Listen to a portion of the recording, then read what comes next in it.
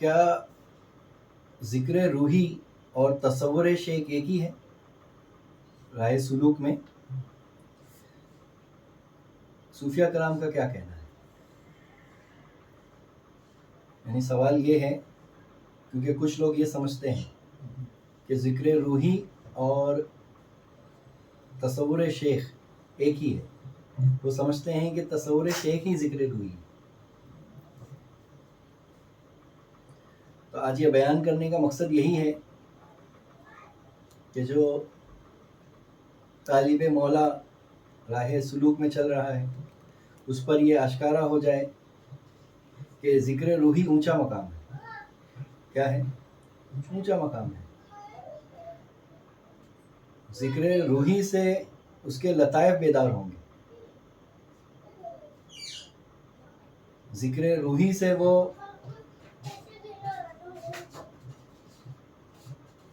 باطن میں ایک ہوگا. اس کا ظاہر اور باطن ایک ہو جائے گا. ذکر روحی سے وہ اللہ کا قرب اللہ کی طرف چلے گا. اس کے قدم اللہ کی طرف بڑھ رہے ہیں. ذکر روحی وہ سیڑھی ہے جو اس کو خدا کی طرف لے کے جاتا ہے. سیدھا کس کی طرف؟ ذکر روحی. ایک سانس اوپر آ رہی ہے اور ایک سانس نیچے جا رہی ہے. تو پیر نے کیا عطا کیا؟ تو ذکر روحی عطا کیا. اور ہم نماز میں کھڑے رہ کے کیا مانگ رہے ہیں؟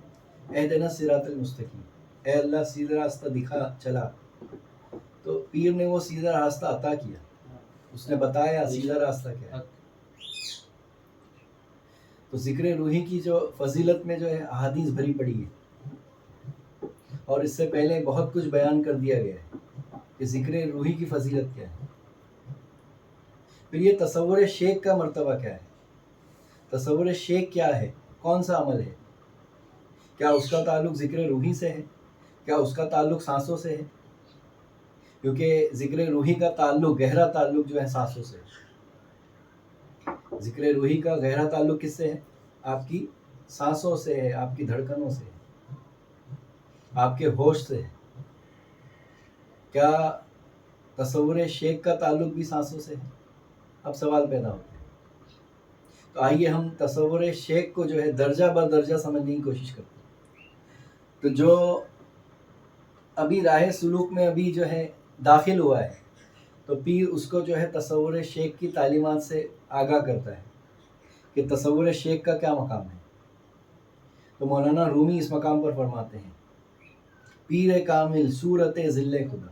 پیر کامل صورت ذل خدا یعنی دید پیر دید کبریا. پیر کامل صورت ذل خدا یعنی دید پیر دید کبریا. سبحان اللہ.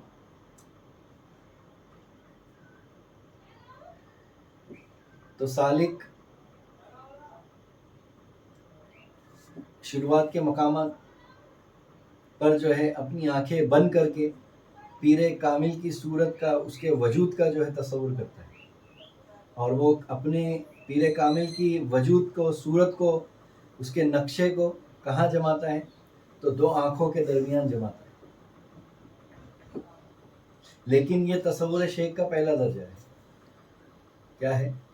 تصور شیخ کا پہلا درجہ ہے. اس کا مقصد کیا ہے؟ تو فنا فی الشیخ ہونا. کیا ہونا؟ فنا فی الشیخ ہونا. اس کا مقصد کیا ہے؟ تو اپنے باطن کی صفائی کرنا. کیا کرنا؟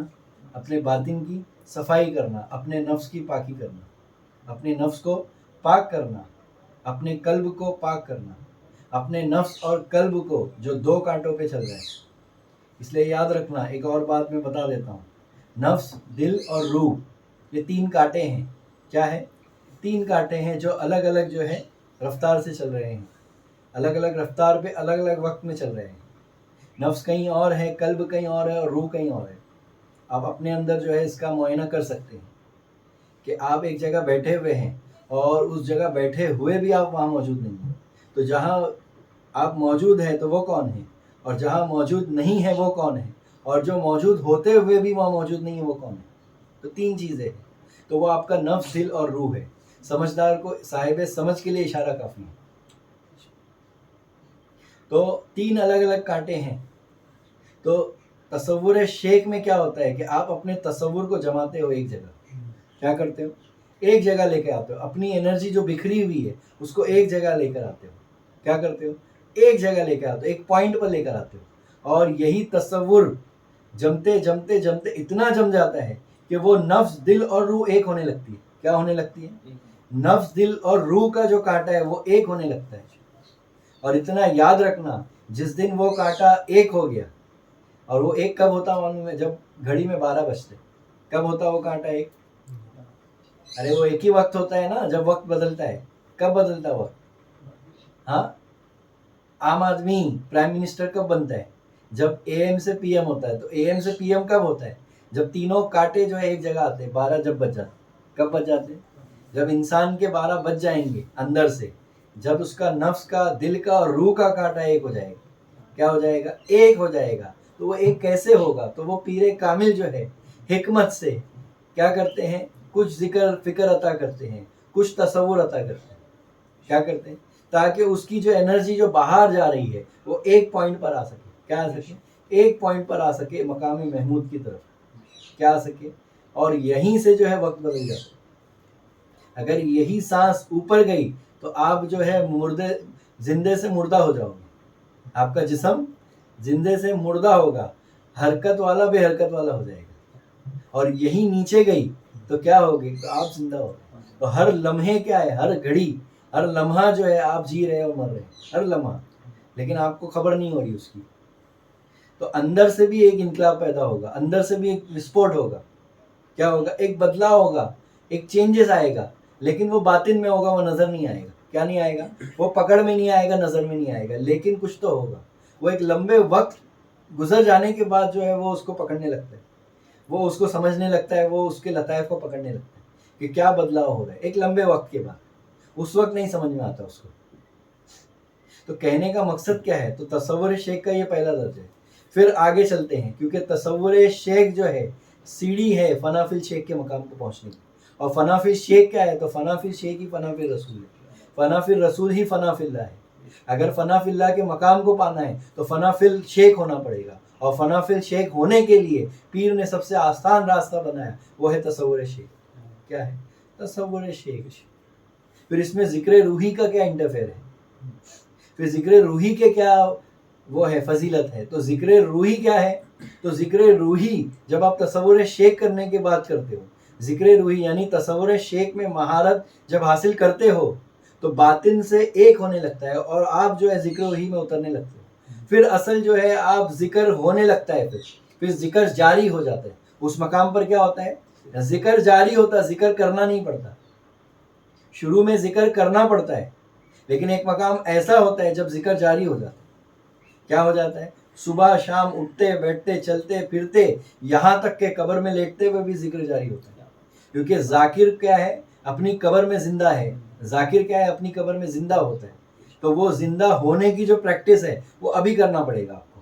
اگر قبر میں زندہ رہنا ہے, اگر قبر میں زندہ رہنا ہے تو اس کی پریکٹس ابھی کرنا ہوگا. کیا ہونا؟ ابھی کرنا ہوگا. یہ نہیں کہ آخری وقت کر لیا اور ہو گیا. پوری زندگی اس کی پریکٹس کرنا پڑے گا, مشق کرنا پڑے گا, تب جا کر جو ہے وہ ذکر جاری ہوتا ہے. کیا ہوتا ہے؟ ذکر جاری ہوتا ہے, قلب جاری ہوتا ہے. مشق کرنا پڑے گا, پریکٹس کرنا پڑے گا, محنت کرنا پڑے گا, تب جا کے وہ مقام حاصل ہوگا. پھر جب وہ جاری ہو گیا تو خود بخود جو ہے وہ لطائف بیدار ہونے لگتے ہیں.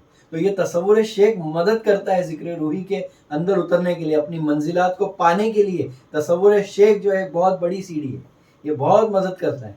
اور تصور شیخ سے ہی میں نے کیا کہا؟ فنا فی الشیخ کا مقام ہے, یعنی کھلتے دروازے, فنا فی الشیخ کے دروازے کھلتے ہیں. یہ وہ طریقے ہیں, طرائق ہیں. تو ایک منزل کو پہنچانے کے لیے پیر جو ہے ہزاروں طریقے بتاتا ہے, ہزاروں راستے بتاتا ہے. اب مرید کو چاہیے کہ وہ اس کو کون سا راستہ آسان لگ رہا ہے, جو کم وقت میں کم انرجی میں جو اس کو اس کی منزل تک پہنچا رہا ہے. اب یہ مرید کو چاہیے کہ وہ ڈیسائیڈ کرے کہ کون سا ذکر اس کو جو ہے فیض پہنچا رہا ہے. لیکن یہ کون سے ذکر میں جو ہے اور بھی اذکار آ گئے, ذکر خفی, ذکر اخفا, ذکر روحی, ذکر قلبی, ذکر جلی, پھر اللہ کا ذکر. تو یہ بہت سارے ذکر و اذکار ہیں, بہت سارے میڈیٹیشنز ہیں. تو یہ میڈیٹیشن کیا کرتا ہے؟ آپ کو ایک ہونے میں مدد کرتا ہے. تو تصور شیخ کیا ہے؟ ایک میڈیٹیشن ہے. تصور شیخ کیا ہے؟ میڈیٹیشن ہے. اور میں سمجھتا ہوں کہ ذکر روحی کیا ہے؟ تو ذکر روحی سے بڑا کوئی میڈیٹیشن نہیں. ذکر روحی سے بڑا کوئی میڈیٹیشن نہیں، کوئی میڈیٹیشن نہیں ذکر روحی سے بڑا. اور ذکر روحی میڈیٹیشن نہیں ہے، یہ تو منزل ہے. ذکر روحی تو منزل ہے. ذکر روحی اگر صحیح ڈھنگ سے کر لیا وہ اپنی منزل کو پا لے گا. تو وہ صحیح ڈھنگ سے کرنے کے لیے یہ تمام چیزوں کو سمجھنا پڑتا ہے. پہلے تعلیم و تربیت لینا پڑتا ہے. اور پیر کی توجہ ہے، یہ یاد رکھنا، آپ کے کرنے سے کچھ نہیں ہوگا، سب کچھ اس کے فضل پہ ہے. آپ سمجھتے ہوں گے کہ میں جو ہے 40 دن چلا کر لوں گا، 4 مہینہ جو ہے پہاڑ پر چلے جاؤں گا، جنگل میں چلے جاؤں گا، کسی روم میں اپنے آپ کو بند کر لوں گا اور اپنی منزل کو پا لوں گا. تو ایسا بالکل نہیں. جب تک پیر کامل کی توجہ خاص مرید کے جو ہے قلب پر، اس کی روح پر نہیں پڑتی ہے، وہ جو ہے اپنی منزل کو پا نہیں سکتا، پا نہیں سکتا، پا نہیں سکتا. یہ آخری بات ہے. تو مولا ہم تمام کو جو ہے سمجھنے کی توفیق عطا فرمائے. وآخر دعوانا الحمدللہ رب العالمین.